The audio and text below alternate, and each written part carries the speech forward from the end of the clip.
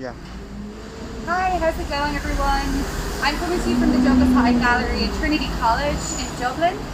My name is Emer and I'll be giving a virtual tour this afternoon based on our exhibition Spending Static to Save Gas by Gabrielle Curie. We're doing this tour because of the restrictive measures that are put in place because of COVID-19.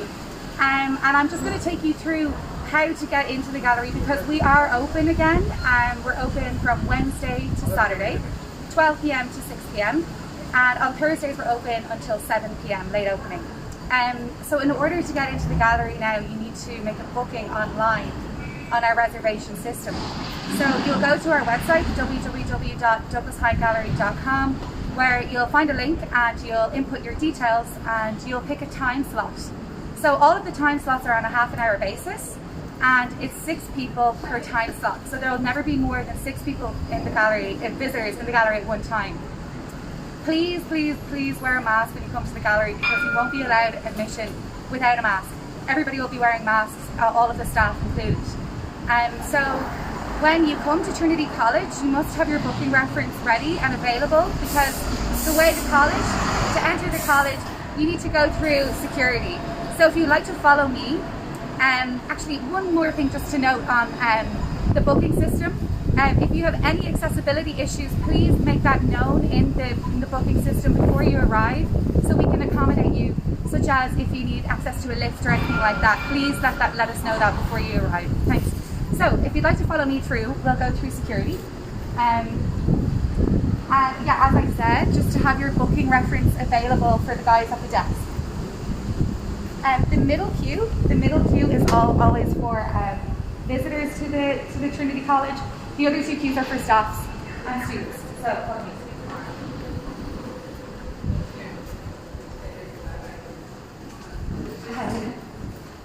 So when you arrive, you'll show your booking reference to the security guard on duty, and then he'll direct you just over to the gallery. So if you'd like to follow me. Sorry.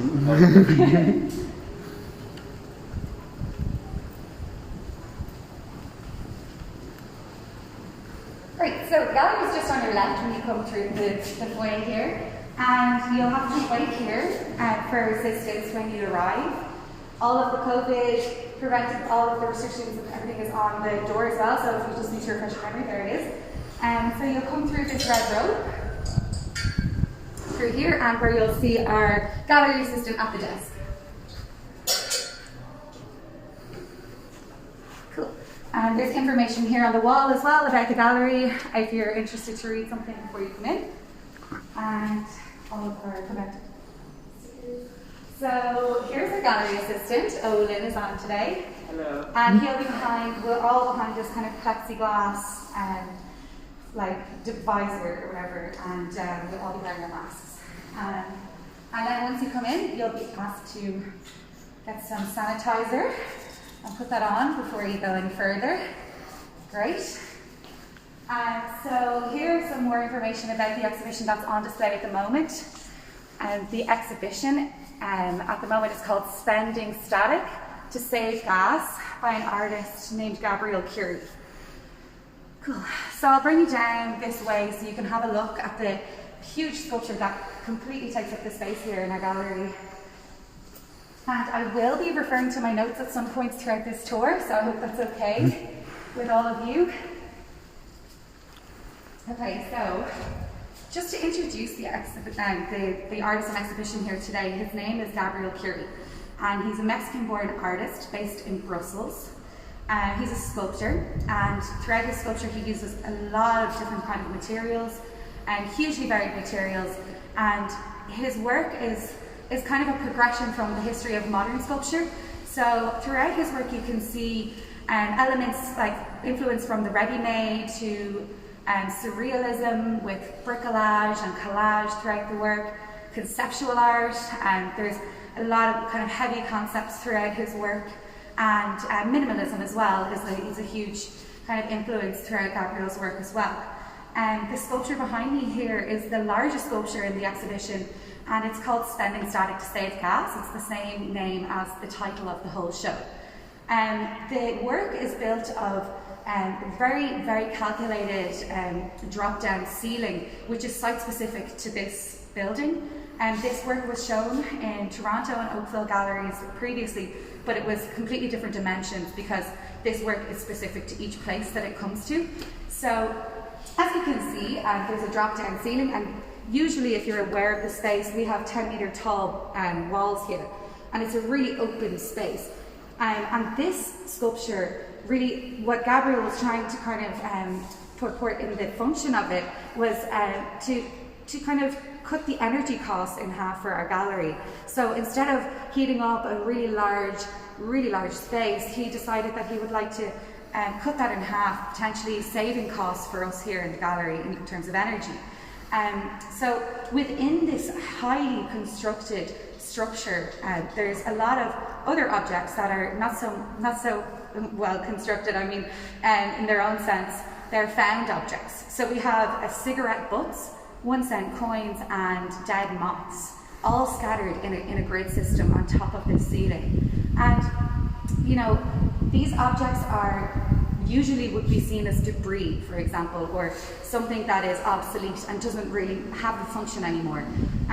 Yet in themselves, they kind of all represent different flows of energy that happen between our social interactions, human interactions, and our kind of effect on the natural world. So, for example, 1-cent coins definitely represent the flow and the transfer of energy in kind of economic systems and through communication, and it really does, they do kind of exemplify that. Yet, 1-cent coins, as we all know, are becoming obsolete, and they serve not really a function anymore in our economic societies. Cigarette butts, they are representative of the flow of energy between people, social interactions, but their value is very limited. For example, they only last for a short amount of time, and when they are discarded, it takes a very, very long time for cigarette butts to break down. And this is it's a lasting effect on almost a fleetless interaction. Their main, in my opinion, their main kind of function is toxicity, and it's clear through their debris. And the final object that's been placed on this ceiling is dead moths. These dead moths are kind of representative of human interaction with nature, and how our energy systems can completely cancel out another kind of system. So, for example, you would see dead moths in your lampshades or underneath the couch or in kind of these crevices where you don't remember how they got there. It's hard for people to understand how they arrived there. So like, if you want, my colleague Fernando will show you the sculpture in full, and you can see that they're very meticulously and methodically laid out, and it's a clear kind of critique on different flows of energy.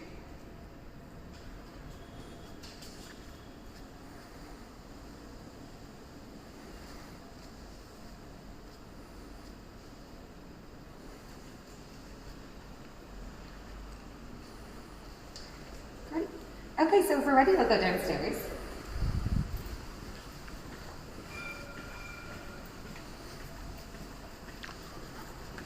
And just before we go downstairs, I'll just make a note of the smoke drawing here. This is another artwork called Charged, which was made by the artist, and half of it is viewable from up here, and the other half is viewable from downstairs. Also, as we are about to go downstairs through this staircase, we should make note that the ceiling actually completely cuts off our main staircase. So usually we would access the gallery down this main staircase. But today, of course, this sculpture completely interrupts that. And it kind of forces us to go different ways around the gallery space, completely interrupting the flow of energy. So I'll go first.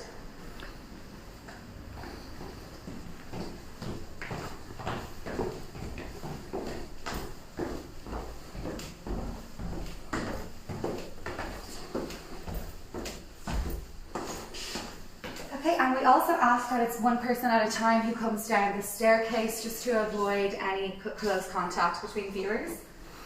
So here we are in the downstairs gallery space.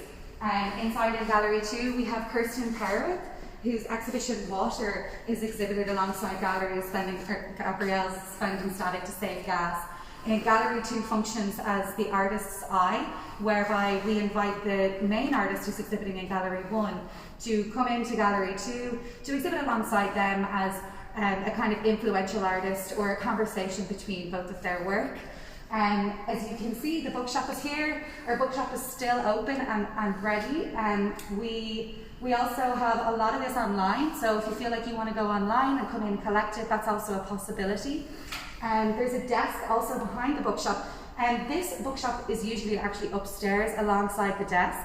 However, Gabriel, as part of this exhibition, he really wanted to change the ergonomics of the design and the space, and really kind of and making us use the space in a different way, and that's all part of this show. So if you'd like to follow me, we can look at Spending Static to Save Gas from a different perspective. We can look at it from underneath, and it has a totally different effect when you look at it from underneath. So let's have a look. Up here you can see it. And from this perspective, it's really obvious how this piece changes the space. When you're looking at it from above, you can't really get that sense of enclosure that you get when you're standing below it. And it has a huge effect, especially if you've been in the gallery multiple times and you're really used to kind of the openness of this space. It completely changes that, and it's really amazing how it has that effect. So this piece of art right here in the middle, this sculpture, is called Moth Wings Negative and Positive, and they are made of fiberglass. They're held within, they're on the floor at the moment on top of an aluminium thermal layer, and they seem to have dropped out of that big crate that stands behind them. This crate is absolutely ginormous. A lot of art is transported in crates like this, and so if you weren't aware, the artist is really showing you how art is transported, and it kind of in itself, this object, this freight, represents communication, it represents movement and travel and trade as well. So that's kind of the concept of this work, but when you look at it much kind of closer, you'll see the materials, that the choice of materials here are very contrasting. So, this wooden box in contrast to these foam thermal layers, and this is something that Gabriel really plays with. It's like this didactic between oppositions. So he really kind of plays with that soft and hard and mixing materials that aren't usually mixed in order to kind of extract new meanings from them. And this piece here is called the Irish Heating Bill. And again, kind of take from it what you will, but again, there's money and cigarettes, and this object here is kind of like, to me anyway, a mixture between a moth and a cigarette butt and a 1 cent coin. And again, Gabriel's work, although it's extremely precise in its manufacturing, is quite, he alludes to a multiplicity of interpretations. It's quite conceptual, even though everything is rigorously and meticulously made.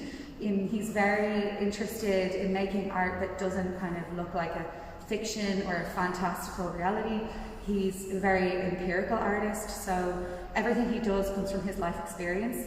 He doesn't research much into, it's not, he doesn't reference texts. He just kind of uses experiential experiences to make his art, and he responds to the everyday that's around him. So again, his work here, similar vein, just kind of, I'll bring it, this is the Canadian currency here. And again, this work was firstly exhibited there. So this last piece here is called Error Poles, and these items here on the right, they are what Gabriel imagines error poles to look like if they were a physical thing, because in statistical analysis, error poles are, it's an idea that you would put into kind of the science of statistics in order to kind of extract the best result, right? And this is just his kind of his take on it if they were to be physical objects. Okay. So I think lastly I'll take you over to Chart, which is the large drawing there on the wall, you're probably wondering what it is. Well, this sculpture here is, it was made from burning paper and drawing with it all over the wall. And the paper in question is actually really specific. It was the statistics of the energy consumption here in the Douglas Hyde. It was also an estimation of the savings that we would have made through this big, huge drop ceiling.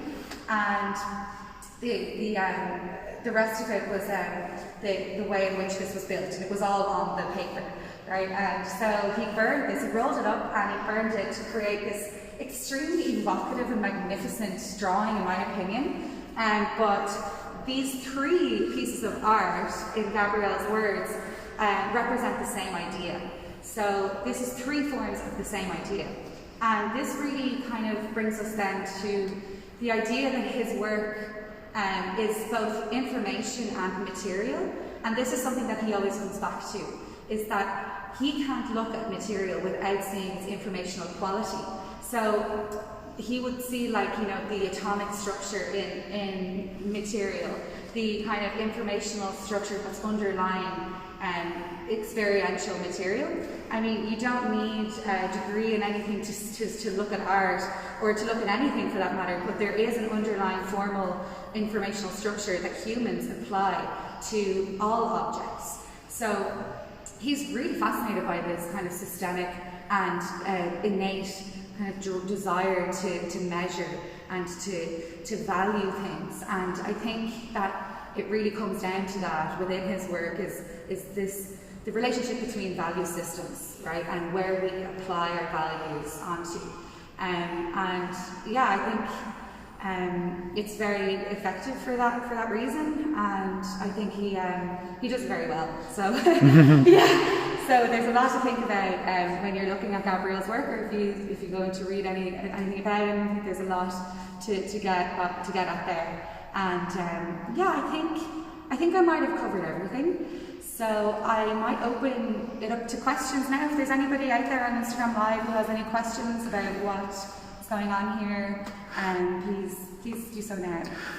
We wait for people to send their questions, so while we wait, we give it a minute, so I'm just going to show the drawing a bit with more detail. Yeah. Totally.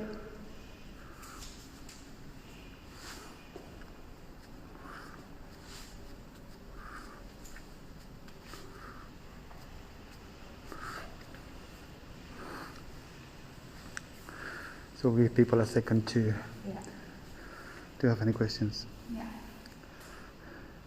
I might add then, just before, I mean, questions are open now, but I was just going to add a personal reading I have of this art exhibition is kind of how within our times today, with all of these restrictions, with everything so limited, our systems are really coming out to the fore, and we're really seeing how, let's say, for example, our economic system functions in relation to our mobility. Like, if we can't get around, everything kind of shuts down.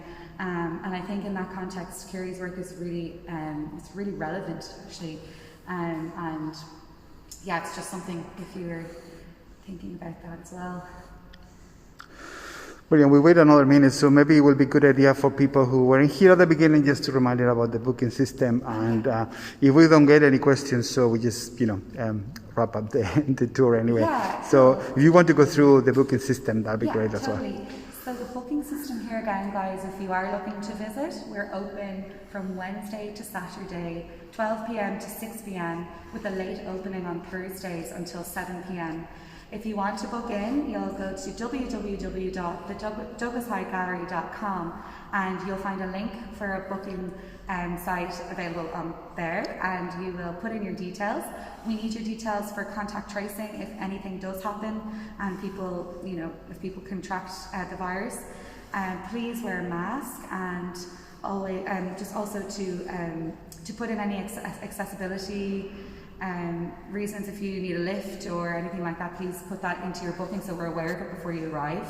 We only allow 6 people per half-an-hour slot, so there won't be any more than 6 visitors at a time here. And you'll be met with a gallery assistant at the front of the gallery before you walk in, and they will open the rope, etc. And when you arrive at Trinity, just to have your booking reference available and walk down the middle queue so you can show your booking reference to the security guard on duty. And I think that's it. Yeah, that's it. Yeah. I think that's everything. We didn't get any questions, so maybe just to say thank you to everyone. Yeah. Yeah, thank you so much, guys, for joining us today on our very first virtual tour. Hopefully we'll have some more of these, and yeah, I hope you guys got something from that, and we'd love to see you in the gallery very soon. All right, bye. Bye.